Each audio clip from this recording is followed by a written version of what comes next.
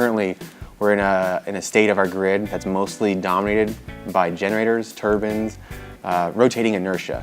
And as you transition into these renewables, we need something that can maintain that inertia. Well, there's certain aspects of the grid that they can't handle some of the inputs that you get, like the fluctuation of the solar whenever clouds go by. That push for renewables into the power grid is a great thing, but it does come at a cost. It does introduce a lot of challenges power quality-wise, like frequency control and load to generation balancing. The wind integration has no inertial strength to it, so if you have any frequency changes, the grid collapses. Basically, how can we integrate renewable energies into a grid and do so in such a way that it doesn't affect the quality of power, and we can still maintain the high efficiency and high percentages that we normally see without renewable energies. Because once a cascading failure starts to happen, the only thing they can do to stop it is to shut everything down. So this project creates a way for us to model a grid that we can introduce these power quality issues into, measure them, and possibly develop mitigation factors for those.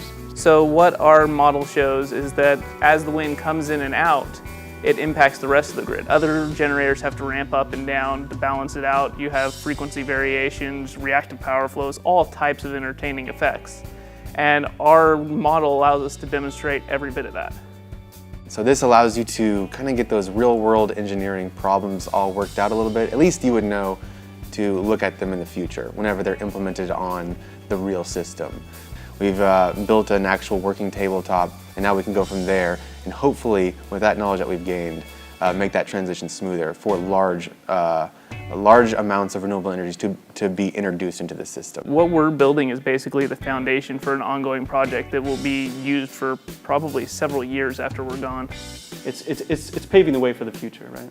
Well, so these studies are very important to actually transitioning over from an old technology to a newer, cleaner, and overall just a better technology for the globe. I really look forward to seeing how this is going to affect the introduction of renewables and green energy into our system.